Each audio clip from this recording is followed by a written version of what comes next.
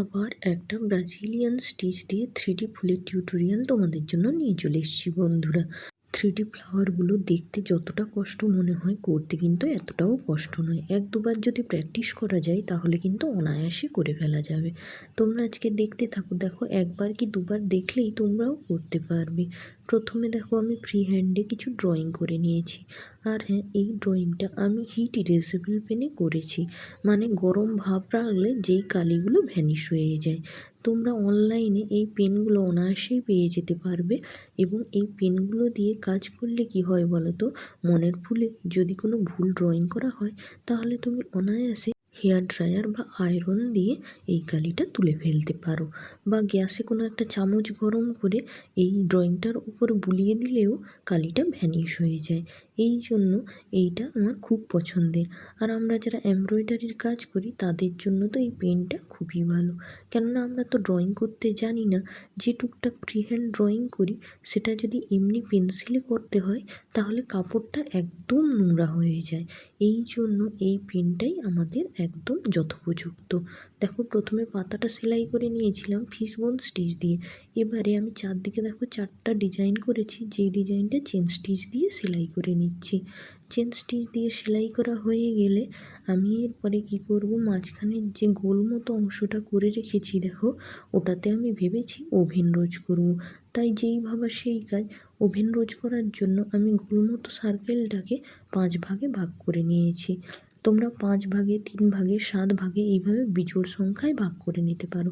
যদি সার্কেলটা প্রচুর বড় হয় তাহলে 7 ভাগে ভাগ করে নেওয়াই ভালো, কেননা তখন 5 ভাগে ভাগ করলে অনেক বড় বড় প্যাটেলটা হয়ে যাবে, তো সেটা আর দেখতে ভালো লাগবে না। সার্কেলটাকে 5 ভাগে ভাগ করে নিয়ে দেখো যে কোনো এক জায়গায় সূচটাকে তুলতে হবে। তারপরে ওই যে ভাগ করে রেখেছি, একটা সুতোর উপর দিয়ে, একটা সুতোর নিচ দিয়ে, একটা সুতোর উপর দিয়ে, আবার দেখো একটা সুতোর নিচ দিয়ে, আবার একটা সুতোর উপর দিয়ে, একটা সুতোর নিচ দিয়ে, এইভাবে পুরো সার্কেলটা কমপ্লিট করতে হবে।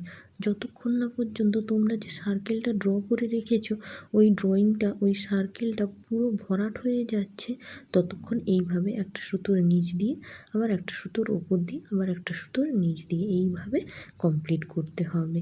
এইভাবে করে করে পুরো সার্কেলটা কমপ্লিট হয়ে যাওয়ার পর আমার মনে হলো যে না, আরও একটু কিছু করি, একটু বেশি কেরামতি না করলে আমার তো আবার পোষায় না। সেই জন্য আমি কি করছি দেখো, ওই যে ওভেন রোস্টটা করেছিলাম ওর সাইডে দেখো আমি স্টিম স্টিচ দিয়ে দিচ্ছি। গোল গোল করে 2 বার আমি স্টিম স্টিচ দিয়ে ঘুরিয়েছি পুরো সার্কেলটা।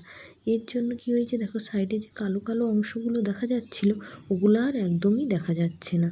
আর এমনিতে ফুলটাকে দেখতেও সুন্দর লাগছে। এইভাবে ওভেন রোজের চারপাশে একটু যদি তোমরাও স্টিম স্টিচ দিয়ে দাও, দেখবে ফুলটা আরও গর্জিয়াস লাগবে এবং দেখতে ভালো লাগবে। ওভেন রোস্টটা হয়ে গেলে আমি দেখো ব্রাজিলিয়ান স্টিচ দিয়ে নিচ্ছি। তোমরা ব্রাজিলিয়ান স্টিচ তোমাদেরকে আগে অনেকবারই দেখিয়েছি, তবুও তোমরা যারা ভুলে গেছো বা এখন নতুন দেখছো তোমরা আবার দেখে নিতে পারো। দেখো এইভাবে একটা এয়ারবাড থেকে তুলোগুলো কেটে নিয়ে আমি সূচের আগায় লাগিয়ে দিয়েছি। তারপরে এইভাবে সুতোটা পেঁচিয়ে পেঁচিয়ে ওই এয়ারবাডের ভিতরে ঢুকিয়ে দিচ্ছি। দেখো খুবই সহজ, তোমরা 1 বার কি 2 বার দেখলেই বুঝতে পারবে। আসলে আমরা 3D কাজ দেখেই ভয় পেয়ে যাই, এ বাবা 3D আমি তো করতে পারবো না। কিন্তু আমরা যদি একটু সাহস সঞ্চয় করে করি তাহলে দেখব যে এই কাজটা কিন্তু খুবই সহজ, খুব একটা কঠিন নয়। শুধু সঠিক পদ্ধতিটাই আমাদের জানতে হবে, তাহলে দেখবে 1-2 বার দেখলেই আমরা ঠিক বুঝতে পেরে যাব। তারপরে নিজেদেরকে প্র্যাকটিস করতে হবে।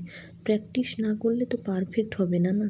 তুমি চোখে দেখে মনে হচ্ছে না এইটা তো সহজ, আমি পারবো, কিন্তু যখনই আমরা হাতে নাতে করতে যাব, মানে প্র্যাকটিক্যাল এক্সপিরিয়েন্স করতে যাব, তখন অনেক কিছু ভুল হবে। সেই জন্য আমাদের হাতে নাতে করতে হবে। হাতে নাতে করতে করতে একসময় পারফেক্ট হয়ে যাবে, তখন তোমরা চোখ বন্ধ করে করলেও সেইটাই আর ভুল হবে না। দেখো কথা বলতে বলতে আমি প্রায় কিন্তু শেষ করে ফেললাম ফুলের পাপড়িটা। একটা একটা করে পাপড়ি সেলাই করে ফেলছি। আর দেখো প্রত্যেকটা ফুলে আমি এই যে পেঁচাচ্ছি সুতোটা, ওইটা 16 বার পেঁচাচ্ছি বা কখনো 17 বার পেঁচাচ্ছি। এইটা আমাদের নিজেদের সুবিধা মতো দেখে নিতে হয় আর কি। আর আজকের ফুলের কালার কম্বিনেশনটা কেমন হয়েছে তোমরা আমাকে জানিও কিন্তু। এইটা একদম একটা আনকমন কালার। অ্যাকচুয়ালি যখন সুতো কিনতে যাই না, তখন ওইখানে কি কি সুতো আছে দেখে যেটা পছন্দ হয় সেটা নিয়ে আসি। এই কালারটা কিন্তু একদম আনকমন। আমি সুতো কিনতে গিয়ে অ্যাঙ্কারের যে সুতো থাকে সেখান থেকে না এই 3টে সুতো দেখলাম। এটা সচরাচর দেখতে পাই না। এবার দোকানদারকে বলতে ওরা বের করে দিয়েছিল পুরো ডাব্বাটা। তখন দেখলাম যে বাহ, এই কালারগুলো তো খুব সুন্দর, এই জন্য ওখান থেকে এই কালারটা আমি নিয়ে এসেছি। আর আজকের পুরো কাজটাই কিন্তু আমি অ্যাঙ্কারের সুতো দিয়ে করেছি, অন্য কোনো সুতো আজকে ব্যবহার করিনি। দেখো, আজকের কাজটা যদি তোমাদের ভালো লাগে তাহলে অবশ্যই আমার পাশে থেকো আর আমার পেজটাকে ফলো করো। তোমরা পাশে থাকলেই আমি আরও নতুন নতুন কাজ করার উৎসাহ পাবো। যে ফ্লাওয়ারগুলো আমি এঁকে রেখেছিলাম দেখো, সেইখানে আমি ছোট ছোট ফ্রেঞ্চ নট দিয়ে ভরাট করে নিচ্ছি। কাজটা কেমন হয়েছে তোমরা জানিও কিন্তু। Thanks for watching.